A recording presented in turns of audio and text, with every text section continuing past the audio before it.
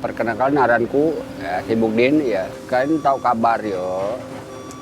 Rencana pembangunan IKN ini kan bertahu persis ya pembangunan IKN dan termasuk mungkin terjemahnya di dalam kesingkat yo Ibu Kota Nusantara.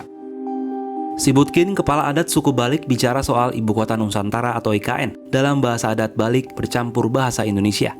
Ia kini jarang menuturkan bahasa Balik karena lingkungan di sekitar tempat tinggal saat ini sudah tak ada lagi yang menggunakannya. Sibutkin tinggal di Kelurahan Sepaku, Kabupaten Penajam Pasir Utara, Kalimantan Timur. Jaraknya sekitar 12 km dari titik nol Ibu Kota Nusantara. Namun, beberapa lahan kebun yang menjadi sandaran penghasilannya masuk dalam area pembangunan IKN. Ia pun merasa cemas.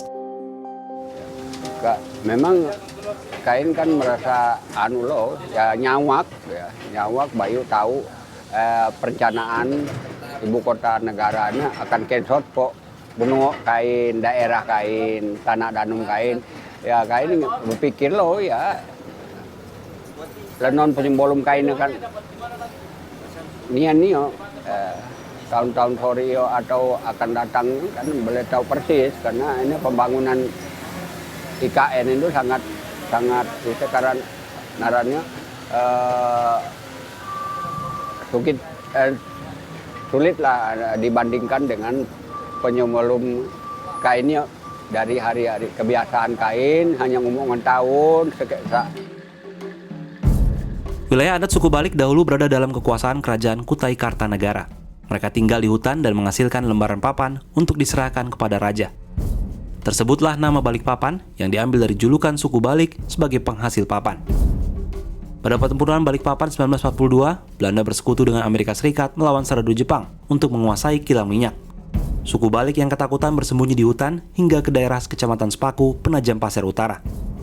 Sepaku pernah memiliki hutan lebat yang menghidupi masyarakatnya, menyediakan tanaman obat dan satwa buruan. Hutannya dipenuhi tanaman buah dan sarang-sarang lebah yang menghasilkan madu alami. Mereka juga fungsikan hutan untuk ladang berpindah, air sungai yang jernih untuk minum, memasak, dan tempat perahu mengantarkan mereka menjelajah hutan. Pada 1970-an, PT International Timber Corporation Indonesia atau ITCI, Kartika Utama mendirikan perusahaan pengolahan kayu. Tak lama, ratusan orang transmigran berdatangan ke Sepaku. Saat itu pula, sebagian lahan di Sepaku beralih menjadi hak guna usaha atau HGU. Warga suku Balik pun mengubah kebiasaan hidup dari berladang berpindah menjadi berladang menetap dan berkebun sawit. Lahan kebun Sibutkin kini berkurang. Sebagian lahan yang masuk ke area IKN telah diganti dengan uang sebesar 500 juta rupiah. Uang ini dibelikan 1 unit mobil baru. Hidup Sibutkin sebagai masyarakat adat Balik kini benar-benar berubah. Pemerintah memindahkan ibu kota keluar Pulau Jawa karena alasan kepadatan penduduk dan pemerataan ekonomi. Ibu kota baru disebut Ibu Kota Nusantara, ditetapkan di Kabupaten Penajam Pasir Utara dan Kutai Kartanegara, Kalimantan Timur oleh Presiden Joko Widodo pada 2019. Luasnya mencapai 256.000 hektar atau 4 kali lebih luas dari Jakarta. Sebagai warga adat Balik, Sibutkin tak mau ketinggalan mengicipi rezeki dari pembangunan IKN. Pukul 10 WITA, Sibutkin mencuci mobil barunya, masukkan beberapa perlengkapan dan makanan ringan serta minuman untuk dijual. Mobil disetir sendiri menuju dermaga IKN Sepaku, lokasi bongkar muat material pembangunan IKN. Setiap hari Sibutkin dan istri berjualan makanan dan minuman hingga sore hari sebagai sandaran penghasilannya. Dari berjualan ia bisa mengantongi Rp200.000 hingga Rp600.000 per hari. Untuk saat ini, pekerjaan dan penghasilan ini cukup menenangkan dirinya. Namun belum tahu kelanjutan penghidupannya setelah proyek pembangunan IKN selesai. Sibutkin, warga adat Balik terdampak pembangunan IKN, sudah mendapat uang penggantian lahan. Namun, ketidakpastian masih melingkupi warga adat keturunan suku Pasir, Rania, dan warga pendatang dari NTT Thomas Tasib. Rumah mereka masuk dalam kawasan inti pusat pemerintahan atau KIPP. Rania, keturunan suku Pasir, sudah hidup turun-temurun di Desa Bumi Harapan, Kecamatan Sepaku, Kabupaten Penajam Pasir Utara. Namun rumah dan warungnya kini sudah dipatok pemerintah sebagai KIPP IKN. Pembangunan IKN bagi Rania adalah angin segar karena kampung dan warungnya bakal semakin ramai. Namun patok IKN di depan rumah dan warungnya itu pertanda ia akan tergusur dari ruang hidupnya dan sumber penghasilannya saat ini. Ia pesimistis penggantian lahannya seluas 1/4 hektar atau 2.500 meter persegi akan sesuai harapannya. Tanah yang didiaminya itu hanya alas hak berupa segel dari desa dan tak ada sertifikat hak milik. Iya pindah, karena saya ini mikir saya pindah, cucu masih sekolah kan 2 SMK. Yang satunya baru masuk kelas 1 SMK. Mereka tinggal di mana kalau saya pindah dari sini? Kalau ngekos uangnya lagi 1 tahun berapa, selama 3 tahun itu berapa. 1 juta aja 1 bulan berapa kali 3 tahun. Berapa uang itu butuh. Sedangkan saya punya tanah cuma 1/4 hektar aja. Dan usaha, kalau saya pindah, usaha apa juga saya. Nah, saya bingung. Nanti saya beli lahan, beli 1 kapleng 300 juta. Belum ongkos bangunnya, belum beli materialnya, belum untuk saya sanggup lagi untuk simpanan.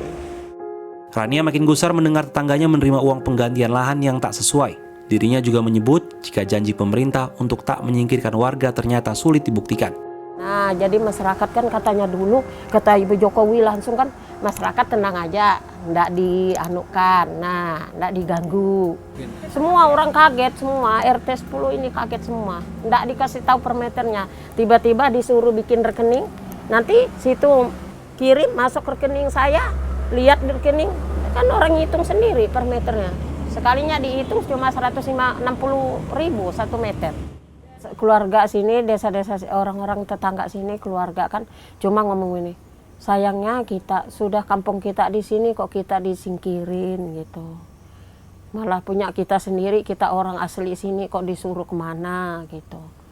Memang dibayar dengan uang, tapi hati kita kan ndak senang gitu. Uang itu kan cari-carian, tempat tinggal itu susah. Di atas lahan 900 hektar kawasan inti pusat pemerintahan akan dibangun istana kepresidenan, kantor kementerian, lembaga tinggi negara, plaza kebangsaan, fasilitas TNI Polri, perumahan dan apartemen, fasilitas esensial penunjang lain seperti pendidikan dan kesehatan. KIPP menjadi satu dari 4 zonasi IKN lainnya, yaitu kawasan hijau utara, kawasan barat IKN, dan kawasan timur IKN. Tak jauh dari rumah Rania, papan patok KIPP IKN sudah tertancap di sekitar rumah Thomas Tasib. Thomas sudah rela rumahnya digusur asal uang pengganti tanah dan rumahnya wajar dan sesuai. Namun setelah diinventarisir oleh Badan Pertanahan Nasional, tanahnya seluas 917 meter persegi itu mendapat nominal ganti rugi yang tidak wajar. Ia pun memilih jalan gugatan perdata ke Pengadilan Negeri Penajam kelas 2. Nasibnya kini bergantung pada keputusan hakim. Masyarakat ini sering ditakut-takutin. Kalau Bapak tidak menerima, ajukan ke pengadilan. Dan kami bertanya, ada apa sih di pengadilan? Kok sedikit-sedikit diajukan ke pengadilan? Makanya kami coba ke pengadilan, ada apa? Jadi masyarakat itu mau bersandar ke siapa? Masyarakat ini kan tidak paham hukum.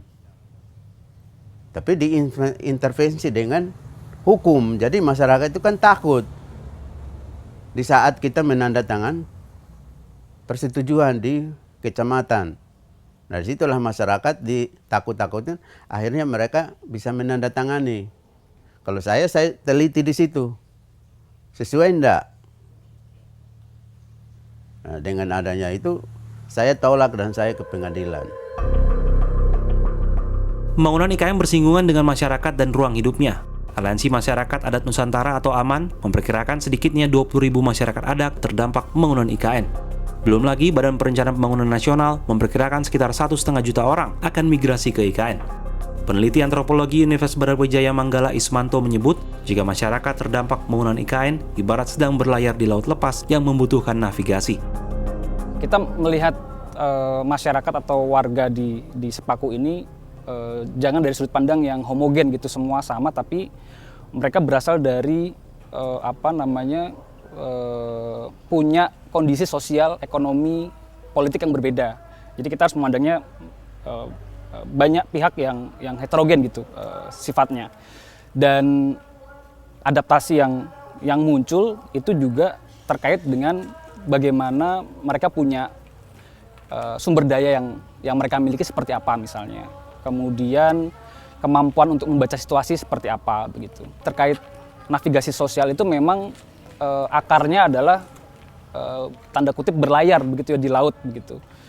Jadi tergantung nih pihak mana atau aktor mana yang punya kapal yang sudah siap, kemampuan navigasi atau navigator yang kuat, itulah yang bisa meliuk dengan kuat lah di laut yang lepas begitu. Tapi orang-orang yang tidak punya sumber daya yang cukup misalnya naik sampan misalnya akan ada rasa takut dan dan khawatir, tapi yang lain bisa menganggap itu sebagai sebuah opportunity gitu, atau kesempatan yang baik. Terkait navigasi bagi masyarakat terdampak, Kepala Otorita IKN Bambang Susantono mengklaim telah memberikan navigasi yang baik. Kita mengadakan satu kayak workshop atau training itu buat mereka bagaimana mengelola uang gitu, terutama bagi mereka yang akan mendapatkan ganti untung tuh. Jadi tiba-tiba uangnya banyak gitu kan. Nah, itu kita lakukan beberapa training. Intinya adalah mereka satu mengerti bagaimana mengelola finansial. Nah, di samping itu kami juga mengadakan beberapa training untuk menyiapkan masyarakat. Ada beberapa training untuk mereka yang akan jualan kue misalnya gitu ya, bakery gitu. Kemudian ada yang jualan menjadi barista. Kemudian ada juga yang konveksi, karena mereka mungkin akan memasok seragam-seragam dari mereka yang akan masuk di situ gitu ya. Laundry misalnya gitu. Hidup si Butkin, Rania, Thomas, dan pembangunan IKN bisa saja berubah 180 derajat. Meski sudah dikuatkan dengan Undang-Undang Keberlanjutan Pembangunan IKN, diterpa angin sumir tersendat akibat politik dan kondisi ekonomi ke depan. IKN pun menjadi isu panas yang dibahas dan dipertaruhkan dalam pemilu 2024.